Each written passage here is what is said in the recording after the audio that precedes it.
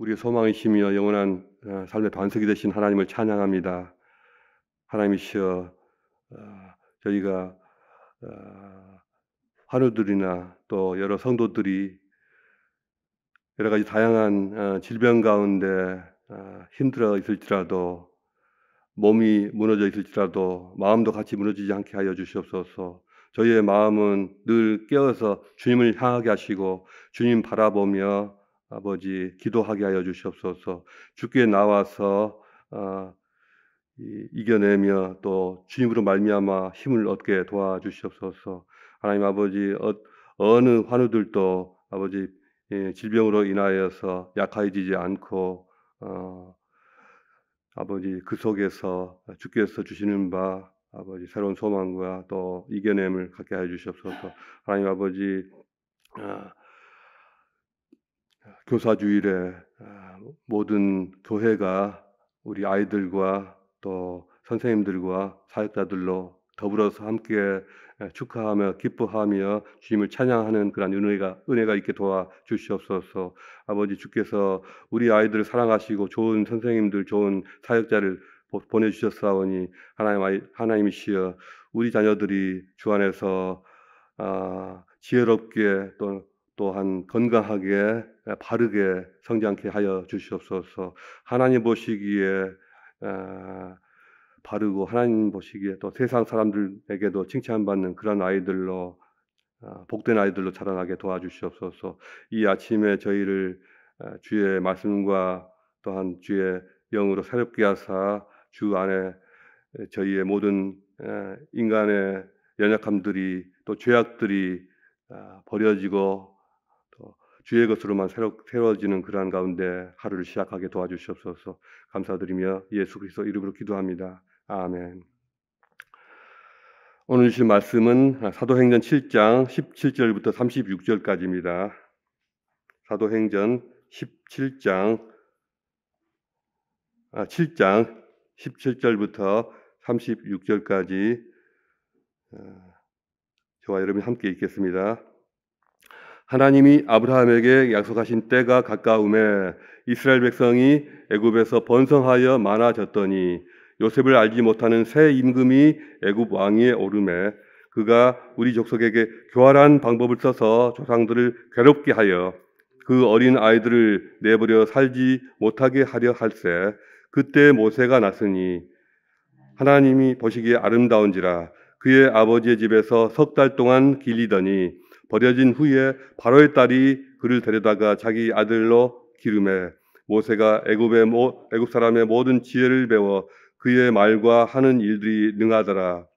나이가 40이 되매 그 형제 이스라엘 자손을 돌볼 생각이 나더니 한 사람이 원통한 일 당함을 보고 보호하여 압제받는 자를 위하여 원수를 갚아 애굽 사람을 쳐 죽이니라. 그는 그의 형제들이 하나님께서 자기의 손을 통하여 구원해 주시는 것을 깨달으리라고 생각하였으나 그들이 깨닫지 못하였더라. 이튿날 이스라엘 사람끼리 싸울 때에 모세가 와서 화해시키려 하여 이르되 너희는 형제인데 어찌 서로 해치느냐 하니 그 동물을 해치는 사람이 모세를 밀어뜨려 이르되 누가 너를 관리와 재판장으로 우리 위에 세웠느냐? 내가 어제든 애굽 사람을 죽임과 같이 또 나를 죽이려느냐 하니 모세가 이 말 때문에 도주하여 미디안 땅에서 나그네 되어 거기서 아들 둘을 낳으니라. 40년이 차매 천사가 시내산 광야 가시나무 떨기 불꽃 가운데서 그에게 보이거늘 모세가 그 광경을 보고 놀랍게 여겨 알아보려고 가까이 가니 주의 소리가 있어 나는 내 조상의 하나님 즉 아브라함과 이삭과 야곱의 하나님이라 하신데 모세가 두려워 감히 바라보지 못하더라. 내가 서 있는 곳은 거룩한 땅이니라. 내 백성이 애굽에서 괴로움 받음을 내가 확실히 보고 그 탄식하는 소리를 듣고 그들을 구원하려고 내려왔노니 이제 내가 너를 애굽으로 보내리라 하시니라. 그들의 말이 누가 너를 관리와 재판장으로 세웠느냐 하며 거절하던 그 모세를 하나님은 가시떨기 가운데서 보이시던 천사의 손으로 관리와 속량하는 자로서 보내셨으니 이 사람이 백성을 인도하여 나오게 하고 애굽과 홍해와 광야에서 40년간 기사와 표적을 행하였느니라. 아멘. 오늘 나눌 말씀의 제목은 복음의 그림자와 실체입니다. 사도행전 7장에 나와 있는 스데반의 설교를 읽는 많은 사람들은 왜 스데반이 유대인들이라면 모두가 다 알고 있는 이 조상들의 스토리를 이렇게 길게 나열하고 있을까 의아하게 생각합니다. 성경 박사들이라고 할 수 있는 사내들인 공의의 회원들 앞에서 모두가 다 아는 조상들의 과거를 이렇게 하나하나 나열하는 이 설교를 왜 했을까? 더군다나 성경이 그 설교 내용을 전부 다 이렇게 기록할 필요까지 있었을까? 이런 생각을 하지 않겠습니까? 어떤 사람은 심지어 스데반의 설교가 산만하고 지루하다 이렇게까지 말하는 사람들이 종종 있습니다. 그러나 제가 추측하건대 스데반은 이 설교를 모기만한 소리로 겨우겨우 말했다든가 아니면은 얌전하게 나긋나긋하게 하지는 않았을 것입니다. 오히려 수많은 유대인들과 동료 신자들 앞에서 그의 모든 힘과 에너지와 또 자신의 목숨까지 쏟아부으면서 사자후를 토하지 않았을까 생각이 됩니다. 스데반의 설교는 분명한 목적과 또 주제를 가진 힘 있는 설교입니다. 그는 유대인이라면 누구나 다 알고 공감하는 그러한 과거의 조상들에 관한 사실들을 차분하게 하나하나 논증한 후에 마지막에는 51절부터는 천둥과 벼락 같은 목소리로 유대인들의 모든 죄악을 신랄하게 질책하고 있습니다. 스데반은 이렇게 자신과 교회 공동체를 변호한 것을 넘어서서 죄에 대하여, 의에 대하여, 심판에 대하여 세상을 책망하시는 성령의 그 음성을 대언하고 있습니다. 예수님과 유대 종교 지도자들 사이에는 예루살렘 이 성전에 관해서 또한 율법의 해석 문제에 관해서 적지 않은 충돌이 있었던 것 우리가 알고 있습니다. 너희가 이 성전을 헐라 내가 사흘 만에 다시 세우리라 하셨던 그 말씀이나 전통적인 안식일 규례 같은 것에 구애되지 않고 사람을 치유하시고 사역하시는 그 예수님에 대해서 상당한 위기의식을 유대 종교 당국자들이 느꼈던 것 같습니다. 그래서 결국에는 그 문제 때문에 예수님을 불법적인 방식으로 체포해서 마침내는 십자가에 달아서 죽이기까지 했습니다. 그런데 이제 사도들에 의해서 세워진 이 예루살렘 교회 공동체가 그리고 그 교회 리더들이 예수님의 그 가르침을 일깨우는 방향으로 사역하고 또 설교하니 저들은 또다시 과격한 반응을 보이고 있습니다. 제사장은 이 스데반에게 단도직입적으로 묻습니다. 이것이 과연 사실이냐? 그래서 스데반은 그에게 변론해야 했습니다. 스데반은 이 변론을 통해서 자기 자신을 변명하는 것이 아니라 예수 그리스도와 교회를 변호하고 뿐만 아니라 동시에 유대 종교 지도자들이 지금 하나님을 대적하고 있다는 그 사실을 일깨워 주려고 하고 있습니다. 스데반은 단지 누구나 잘 알고 있었던 구약 이야기를 되풀이하고 있는 것은 아닙니다. 그 구약의 조상들의 이야기로부터 저들이 전혀 배운 적도 없고 알아차린 적도 없는 그러한 엄청난 교훈들을 이끌어내고 있습니다. 스데반의 설교의 요지는 메시아이신 예수님이 성전을 대신하는 분이시다. 그리고 또한 그분은 율법을 완성하시는 분이시다. 이 사실을 말하고 있습니다. 특히 어제 읽으신 본문과 오늘 본문에서는 성전과 관련되는 그런 본문들이고요. 내일 읽게 될 본문은 모세 율법과 관련되는 부분이 많습니다. 어제 본문은 아브라함과 요셉의 삶에 관해서 말하고 있었고, 오늘 본문은 모세의 삶을 말합니다. 어제와 오늘 본문에서 공통적으로 말하고 있는 요지는 두 가지로 보입니다. 첫째는 하나님을 예루살렘 성전이라고 하는 이 공간 안에만 계시는 분으로 제한하지 말라는 그런 뜻이고요. 둘째는 마치 요셉의 형들이 요셉을 미워하고 시기하여 그를 애굽에 팔아 넘겼던 것처럼, 또한 이스라엘 백성이 하나님의 종 모세를 이해하지 못하고 배척했던 것처럼, 이제 유대인들이 하나님의 아들 그리스도를 알아보지 못하고 오해하고 배척하고 죽였다는 그것입니다. 스데반이 논증하면서 말하고자 하는 첫 번째는, 하나님은 성전이라는 특정한 종교시설과 공간에 거주하시는, 공간에 갇혀서 계시는 그런 분이 아니라 그가 택하여 부르시고 언약관계를 맺으신 그 백성들 안에 임재하시는 분이다, 그것입니다. 이스라엘 백성은 처음부터 성전을 소중하게 여겼는데, 왜냐하면 그 성전이 하나님과 그 백성들 간의 언약관계의 징표이자 또 보증물로서 하나님께서 거기에 그의 이름을 두시고 거기에서 그의 백성들을 만나시겠다고 약속하셨기 때문입니다. 그러니 오래전부터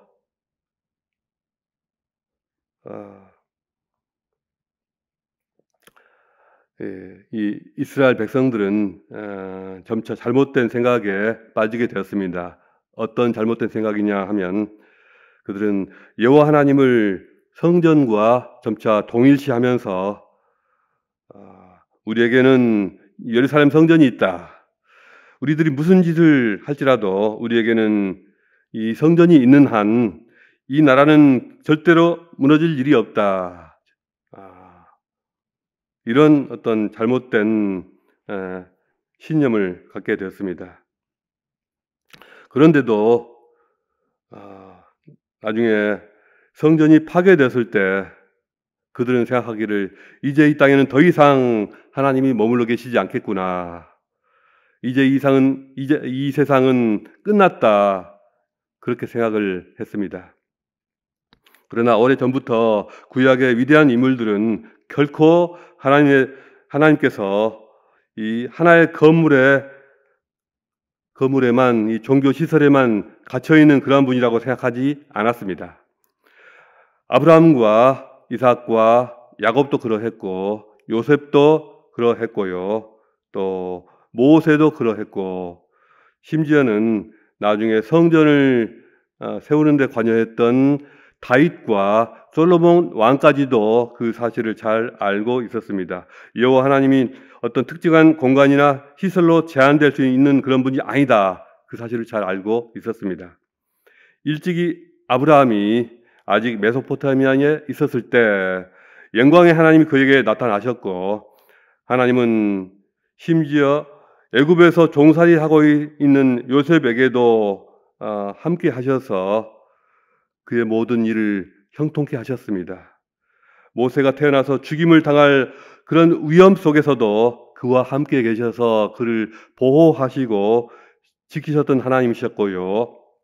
또 미디안 광야에서 떨기나무 불꽃 가운데서 모세에게 나타나시면서 그 장소를 거룩한 땅으로 만드셨던 하나님이셨고, 그리고 백성을 인도하여 나오게 하셨고, 애굽과 홍해와 광야에서 40년 동안이나 그들과 함께 계셔서 기사와 표적을 행하게 하셨습니다.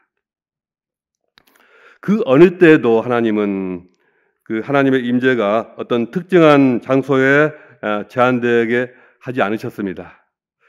구약의 하나님은 늘 살아계셔서 항상 움직이시고 활동하시는 하나님이셨고, 항상 자기 백성이 새로운 모험을 하도록 불러내시는 하나님이시면서 그들이 가는 길에 함께 하시고 동행하시는, 또 그 길을 인도하시는 하나님이셨습니다. 하나님을, 그분을 이 땅 위에 머무르시게 하는 것은 어떤 특정한 종교시설이나 공간이 아니라 하나님의 언약이었습니다.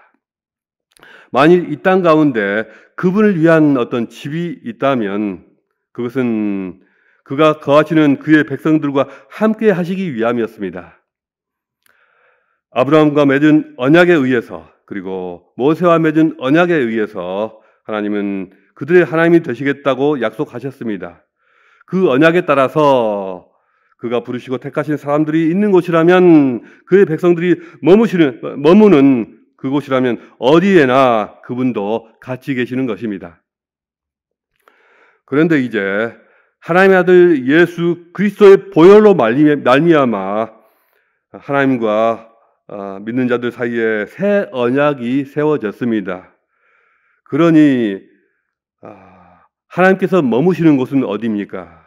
바로 그리스도와 언약 관계에 들어오게 된 모든 자들 가운데 하나님께서 머무시고 임재하시는 것입니다. 하나님은 예루살렘 성전이 아니라 마가다락방의 예루살렘 교회에 임재하십니다. 오순절 성령 강림 사건이 바로 그 증거였습니다. 우리가 섬기는 교회, 우리가 함께하는 이 마을 모임들, 그리고 모든 기도하는 모임들마다 하나님의 임재를 경험할 수 있는 그러한 곳이 되기를 우리는 간절히 소망합니다.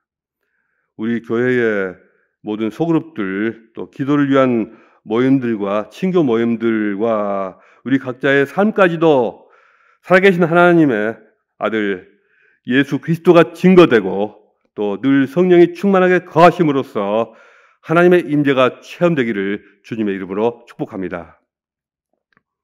둘째로, 스데반이 말하고자 하는 또 하나의 요지는 하나님께서 이스라엘을 구원하시고자 당신을 종들을 보내실 때마다 백성들이 깨닫지 못하고 오해하고 배척한다는 그 사실을 말하고 있습니다.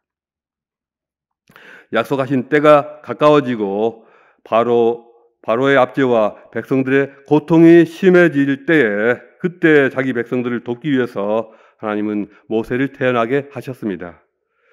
그와 마찬가지로 하나님의 때가 이르자 헤롯 왕의 위협 가운데서 메시아이신 하나님의 아들 그리스도를 태어나게 하셨습니다. 모세로 말미암아 이스라엘 백성을 구출하고자 하신 것처럼 예수 그리스도로 말미암아 유대인들과 온 인류를 구원하고자 하셨습니다. 모세는 애굽의 공주의 아들이라 대접받는 것을 거절하고 동포들과 함께 고난받기를 택하였습니다. 억울하게 압제당하는 형제를 도와주는 것을 보면서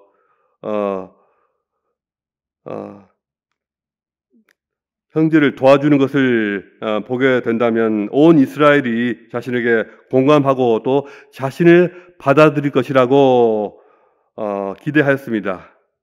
그러나 도리어 동족이 자신을 오해하고 의심하고 배척하자 실망하고 또 낙심하여서 미디안으로 도망할 수밖에 없었습니다.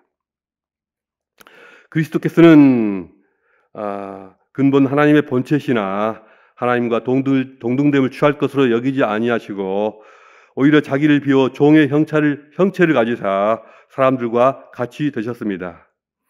그러나 그분이 자기 땅에 오셨음에도 자기 백성이 그를 영접하지 아니하였습니다. 오히려 그를 미워하고 배척하고 핍박하다가 십자가에 못 박아 죽였습니다. 구원자 예수를 거절한 유대인들도 조상들의 죄를 반복하고 있는 것입니다. 구원자를 거절한 이스라엘 백성들이었지만 그럼에도 하나님은 그들의 괴로움을 보시고 신음소리를 들으시고 다시 은혜를 베푸셨습니다. 하나님은 택하신 백성을 다시 찾으십니다.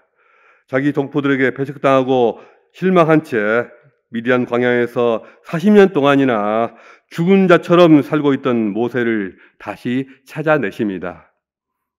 하나님의 산 호렙 기슭에서 떨기나무 불꽃 가운데서 나타나신 그 하나님을 만났을 때 모세는 죽은 사람이나 진배 없었습니다. 그 모세를 다시 깨어나게 하셨고 부활하게 하셨습니다. 모세는 그를 거절하던 백성들 앞에 다시 서서 그들에게 구원의 소식을 전하고 또 그들을 속량하여 이끌어내었습니다. 하나님은 자기 백성에게 배척당하고 죽으신 하나님의 아들을 죽은 자 가운데서 다시 살리셨습니다. 그리고 그 아들이 부활하신 그 몸으로 자기 백성 앞에 나타나셔서 구원과 소망의 복음이 되게 하셨습니다. 스데반이 보기에 모세는 그리스도께서 장차 행하실 일을 미리 알게 하는 그림자였고 예수 그리스도는 모세를 통해서 나타난 일들을 성취하고 완성하는 실체였습니다. 모세가 이스라엘에 예표적으로 행하였던 그 일을 예수 그리스도가 유대인들과 세상 만민에게 행하십니다. 이스라엘 백성이 행하였던 그 잘못은 유대인들이 되풀이하고 있지만 그 죄악의 크기와 심각성은 비할 바가 아닙니다. 하나님은 지극히 오래 참으시며 긍휼이 많으십니다. 하나님은 그분의 백성들에게 한없이 신실하십니다. 우리가 하나님 안에 있는 것도 그분의 긍휼하심과 신실하심 때문입니다. 스데반은 공의 앞에서 행한 이 변론을 통해서 저들이 자신의 죄를 깨닫고 하나님의 아들 예수 그리스도를 깨닫고 영접하도록 초청하고 있습니다. 그는 예수 그리스도를 증언하고 교회를 변호하기 위해서 자기 목숨을 내던지고 있습니다. 그는 저들이 하나님께 회개하고 예수를 믿게 하기 위해서 자신이 돌에 맞아 죽는 것까지 감수하였습니다. 오픈도어스라고 하는 기독교 단체 통계에 따르면 오늘날 전 세계적으로 날마다 13명씩의 크리스찬들이 자신의 믿음 때문에 죽임을 당하고 있습니다. 날마다 12명의 크리스찬들이 신앙 때문에 부당하게 체포되거나 투옥되고 있고요. 또 매일 또 다른 5명이 납치되고 있습니다. 중국에서만 1년에 3,000개가 넘는 교회가 공격을 받거나 강제로 폐쇄되고 있습니다.